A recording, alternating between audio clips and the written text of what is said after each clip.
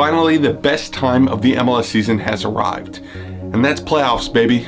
Cold weather, win or go home. There's just a sense of nostalgia that comes around this time of year.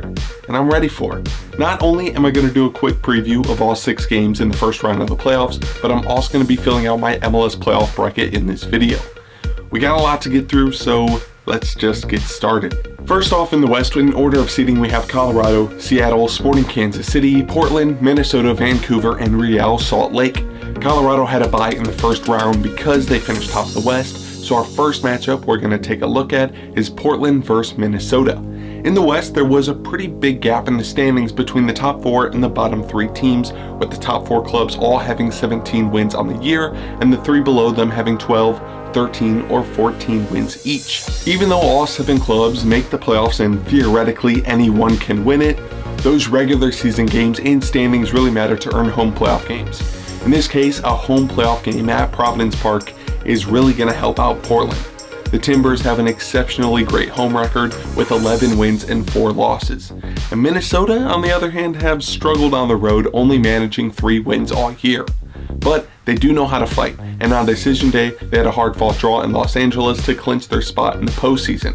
This is also the team that in last year's postseason took out first seed SKC away from home 3-0 and almost got away with beating the Sounders in Seattle too. For Portland, they've been ruthless in front of net recently with 8 goals in their last 3 games. Now, all of which of those have come from teams in 7th place or below, but all that matters is that they're being clinical, and that's the form you need when you're heading into life or death games. In this first set of matches, this is going to be the one to watch, and I think it could be a very tight contest that I could even see going the distance. In the end though, I'll take Portland 2-1 in extra time. Now the next 2 matchups aren't totally one-sided, but I mean they definitely lean towards one side more than the other. The first one we'll talk about though is the Vancouver Whitecaps as they travel to Sporting Kansas City. Let's begin with SKC. They were battling for the top of the West this year. They could have even claimed it if it wasn't for a big slip up to Minnesota, then a really bad game against 12th place Austin, and a loss to Real Salt Lake on decision day. Now I know SKC fans are going to put a lot of this blame on referee decisions, but come on, you had your chance to seal the deal many times, so I don't really feel any pity, especially after that whole Tim Melia saga and how that was flaunted about. But the good parts of SKC, Daniel Shalloway and Johnny Russell, along with others, but those are the 2 I'll focus on. Shalloway's been immense this season with 16 goals and 8 assists. I mean, he slowed down recently with a small injury, but he's obviously still going to be a big part of this postseason run. And Johnny Russell, he's been lighting it up recently as well, with 7 goals since the beginning of October and 15 all season. The visitors, on the other hand, are coming into the playoffs for the first time since 2017. Vancouver also weren't really in a playoff contention through the whole year either. They sacked Marc Dos Santos at the end of August and brought in new interim manager Vanni Sartini, who's been quite the character since coming into the league. Whitecaps will play Sporting Kansas City in the playoffs? No, we'll beat Sporting Kansas City. It's different. Okay. Another big turnaround for them this year was bringing in Brian White from the Red Bulls, who has managed 12 goals and 5 assists in 27 games. I think it'd be a fitting story for them to blow past SKC and keep the stream going, but in reality, I'm not going to give them a chance, and I think SKC may take a bit to grab this game fully, but they'll win it eventually with a big score of 3-2. The final first round matchup in the West is Seattle and Real Salt Lake, the 2nd seed taking on the 7th seed who just managed to squeeze into the playoffs with the last minute goal on decision day.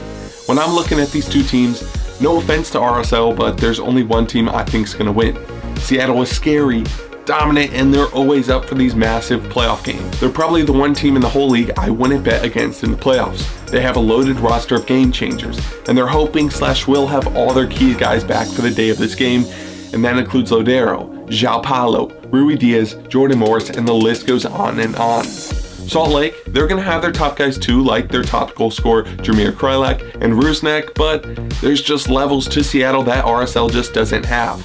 I can't see an upset in this game at all, and unless they prove me wrong, Seattle will win 3-0. With those results in our bracket, these are the matchups we're going to be looking at in the West. For Colorado versus Portland, I think Colorado are going to lose some momentum from their large gap of games, so I'm going to put Portland through.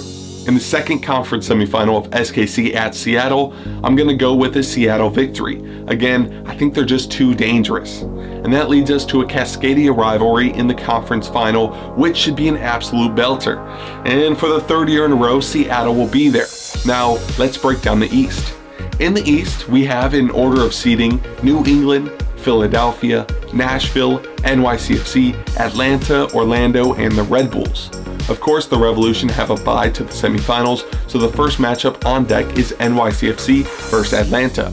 NYCFC were one of the biggest surprises this year, and even though they dipped kinda low at the end of the season, they saved themselves with an impressive 5-game unbeaten streak in their last 5 games. They also have the Golden Boot winner Tate Castellanos leading their line. And even though this was a low-scoring Golden Boot race, a striker netting 19 goals as well as garnering 8 assists will always give you a chance in any match.